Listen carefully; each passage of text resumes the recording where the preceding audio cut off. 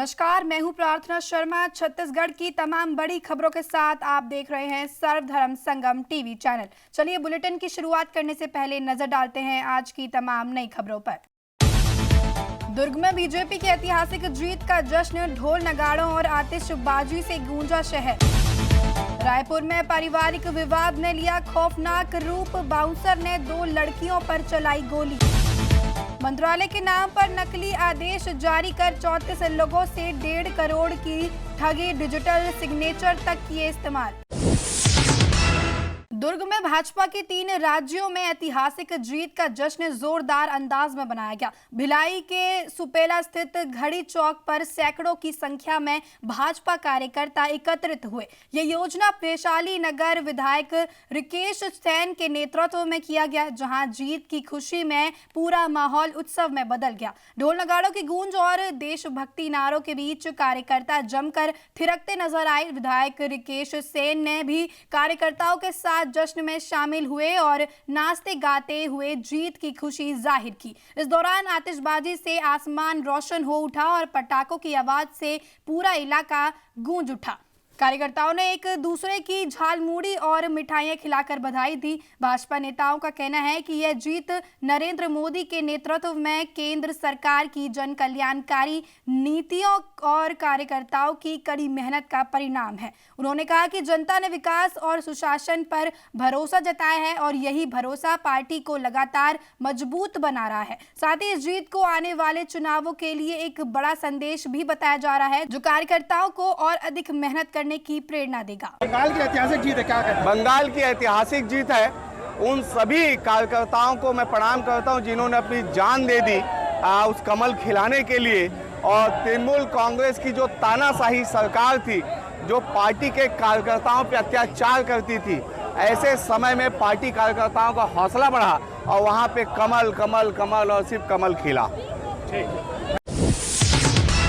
मुंगेली जिले के लोरबी थाना क्षेत्र अंतर्गत ग्राम पंचायत भगनी भावर के आश्रित ग्राम जमुनाही में जमीन विवाद को लेकर 2 पक्षों के बीच हिंसक झड़प का मामला सामने आया है। घटना के बाद गांव में तनाव का माहौल बना हुआ है। जानकारी के अनुसार खेत में मिट्टी डलवाने को लेकर शुरू हुई कहासुनी अचानक मारपीट में बदल गई। इस झड़प में जमुनाही निवासी मनोज निषाद के परिवार के कई सदस्य गंभीर रूप से घायल हो गए हैं। घायलों का इलाज लोरमी के 50 बिस्तर अस्पताल में जारी है। पीड़ित पक्ष का आरोप है कि ग्राम पंचायत बगनी भावर के सरपंच चंद्र मणि साधु, उनके पिता सोमनाथ साहू, कमलेश साहू, मनीष साहू सहित अन्य लोगों ने गाली गलौज करते हुए मारपीट की। पीड़ितों का यह भी कहना है कि जमीन पर कब्जे की नीयत से जबरन मिट्टी डलवाई जा रही थी। घटना की सूचना मिलते ही स्थानीय लोगों ने पुलिस को जानकारी दी, जिसके बाद लोरमी थाना पुलिस ने आरोपियों के खिलाफ मामला दर्ज कर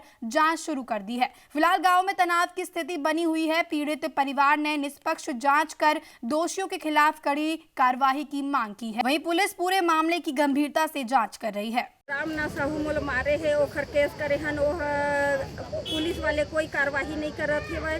दूसरा दिन मैं वहाँ बोल के आए हैं कि हाँ हमारे ऊपर जानलेवा हमला हुए, हाफ मर्डर हुए है। ओखर बाद भी कुछ नहीं हुए, ऐसे बोल दी से। ओखर बाद दूसरा दिन मोर भाई है शाम कन कल गई से खाना उना ले ला, त्रिभुवन निषाद है, खाना ले लो, कपड़ा ले लो, कह हॉस्पिटल में रहे हन त ओला घेर के मारे है। ओखरे आदमी मारे है घेर के, समझौता कर ले कही, पैसा ले ले कही, समझौता में नहीं मानो कही तो घेर के मारे है, मारे गए है। ओखर काम करने वाला जेसीपी वाले ये बोला थे कोदवा के जेसीपी वाले ये ओखर काम करते जैसे, तो वो भी ओखर आदमी तब तो घेर के मारे है। सरपंच है, सरपंच के पिताजी और भाई है जमुनांश। मोर नाम पुष्पा है, मैं सुकली के रहने वाला हूँ। रायपुर में पश्चिम बंगाल में भारतीय जनता पार्टी की ऐतिहासिक जीत के बाद जश्न का माहौल देखने को मिला। छत्तीसगढ़ क्लब चौक पर मुख्यमंत्री विष्णुदेव साय का भाजपा कार्यकर्ताओं ने भव्य स्वागत किया। पुरंदर मिश्रा के नेतृत्व में कार्यकर्ताओं ने मुख्यमंत्री को माला पहनाकर और मिठाई खिलाकर अपनी खुशी जाहिर की। इस मौके पर मुख्यमंत्री ने कहा कि यह जीत पश्चिम बंगाल की जनता के आशीर्वाद और कार्यकर्ताओं की मेहनत का परिणाम है और अब वहां सुशासन की सरकार बनेगी। मुख्यमंत्री ने इसे 45 वर्षों बाद आया ऐतिहासिक परिवर्तन बताते हुए कहा कि असम में भाजपा लगातार तीसरी बार सरकार बनाने जा रही है और पुडुचेरी में भी एनडीए गठबंधन की सरकार बन चुकी है, जो देश भर में बढ़ते जन समर्थन का संकेत है।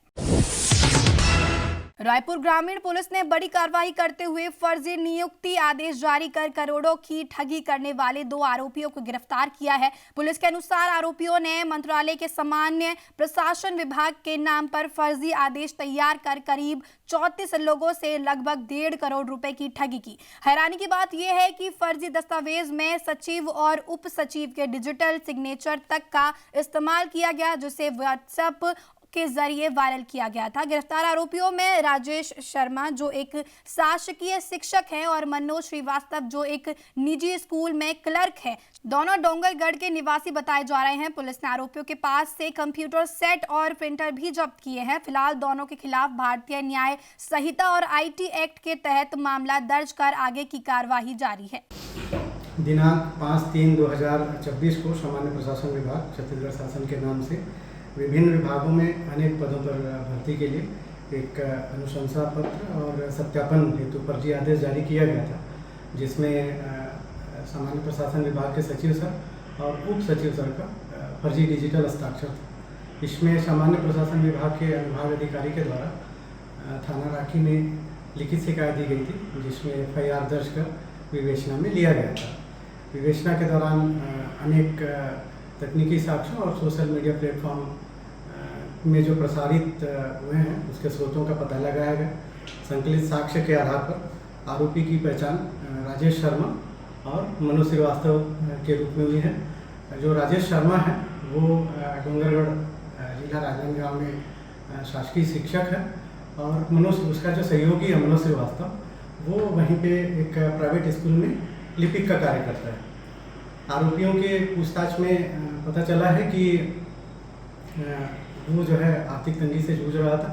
उससे उभरने के लिए उसने जो है अनेक बेरोजगारों को इसका शिकार बनाया और नौकरी का झांसा देकर उनसे रुपए लिए, और जब नौकरी नहीं लगा तो उनका बेरोजगारों का जब इसके ऊपर दबाव आया तो इसने इस तरीके का एक फर्जी आदेश जारी कर इसने उनको दिया।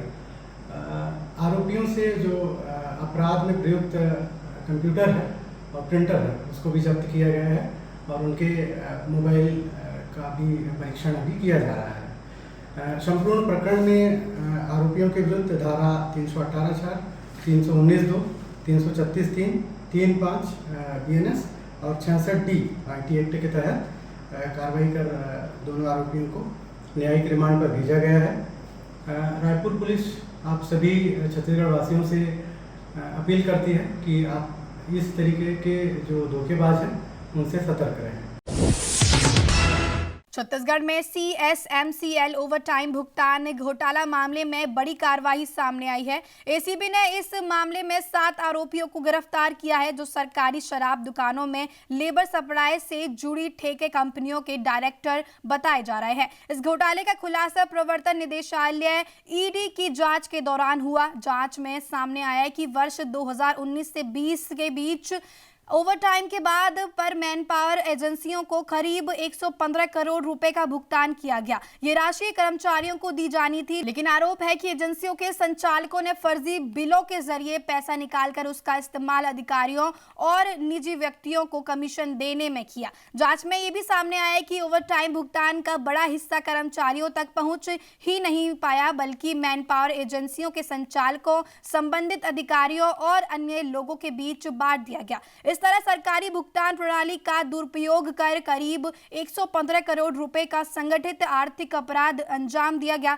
फिलहाल मामले की जांच जारी है और आगे और बड़े खुलासों की संभावना जताई जा रही है।